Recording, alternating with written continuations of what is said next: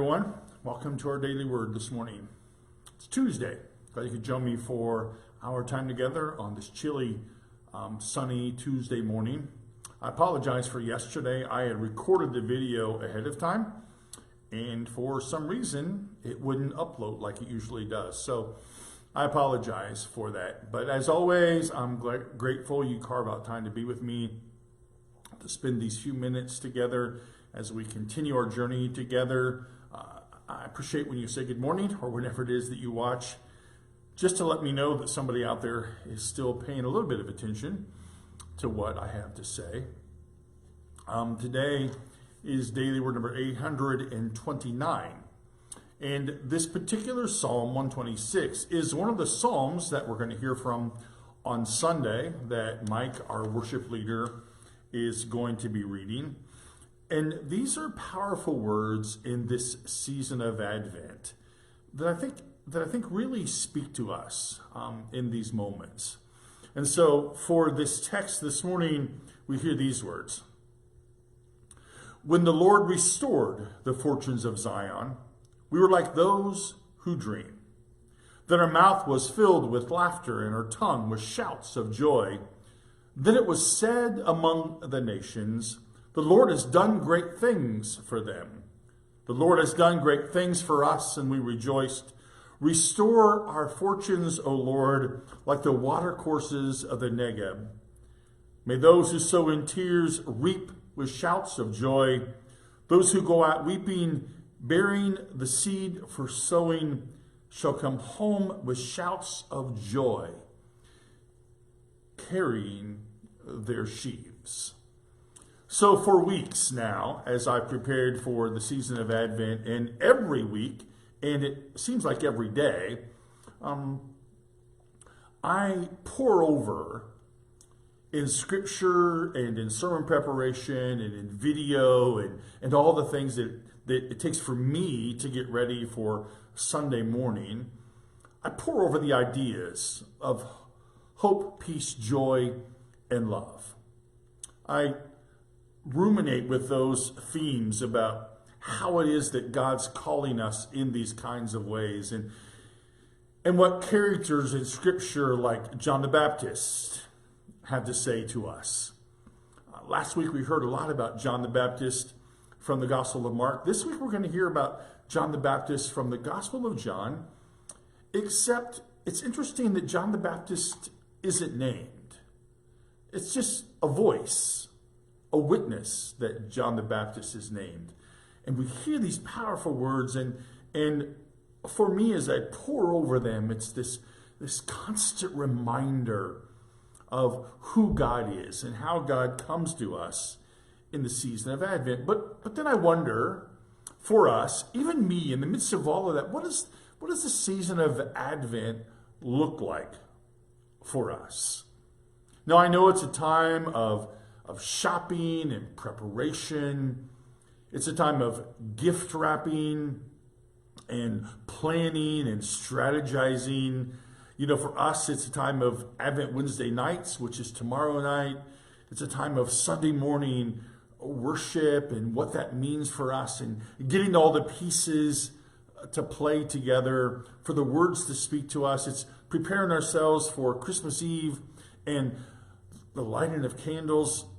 But what does Advent look like for us? It's probably a time where we get rushed and stressed by all of this. Psalm 26, most scholars agree, refers to a time when God heard the longings of God's people and finally responded to them after a long time of waiting. It was a time of joy and restoration for God's people, a time when God did what God does best, making broken things whole again. The temple was being rebuilt. The exiles could soon return home. There was restoration and new life for Zion. And the psalm sings of how God's people and their generations of prayers have been answered. They had, for a long time, hoped and prayed for this day of restoration.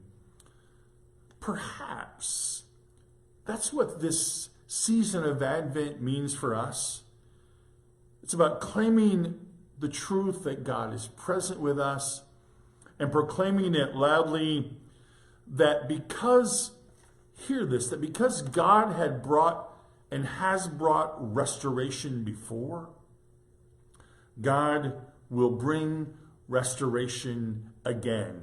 Now, in this moment, in 2023, for the coming Sunday, December 17th, the third Sunday of Advent, the Advent Candle of Joy, for this entire season of Advent, for this celebration of Christmas Eve, when we'll stand together and sing Joy to the World and sing Silent Night, and we'll hold a flame lit from the Christ candle as a reminder that restoration happens in significant ways.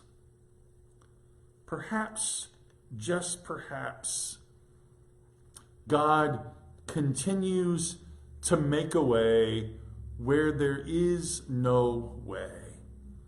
Perhaps, just perhaps, as John the Baptist talks about, crooked paths are made straight as we prepare the way for God. My longing heart cries out for that, for restoration, for crooked paths to be made straight, for us to know that the God that we seek, that, I don't know, for the God that we avoid, for the God that we push aside, for the church that we avoid, the church that we push aside, for relationships that we avoid and relationships that we push aside, that God would find in us and through us restoration again. Oh, the people of Zion in the scripture, those who go out weeping, burying the seed for sowing, shall come home with shouts of joy, carrying their sheaves full of wheat and harvest. And so, friends, in this season, hope, peace, joy, and love. The God who restored the fortunes of Zion, I don't know if you heard that, the fortunes of Zion, the God who has restored will again restore in us.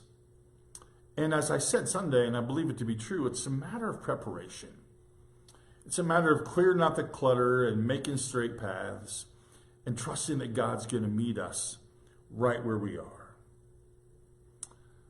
Whatever the longing of our hearts are in this season of Advent, I pray that God will meet them in you and in me where we are, and that we'll find restoration, because it will happen again in the midst of our lives. So that's our word for today. I hope it's a good word for you as we've gathered together. Thanks for being with me. Thanks for joining me, as always, for our time together. I pray you'll know of God's love that surrounds you, know of my love for you, and I hope you're planning to join us tomorrow night for our third Advent Wednesday night. As we're going to talk about the light, we're going to hear this idea of John, who's not named, being the witness and what we are called to in our lives together. So have a great day. Know of love that surrounds you in all things. I'll see you tomorrow morning at 10 o'clock.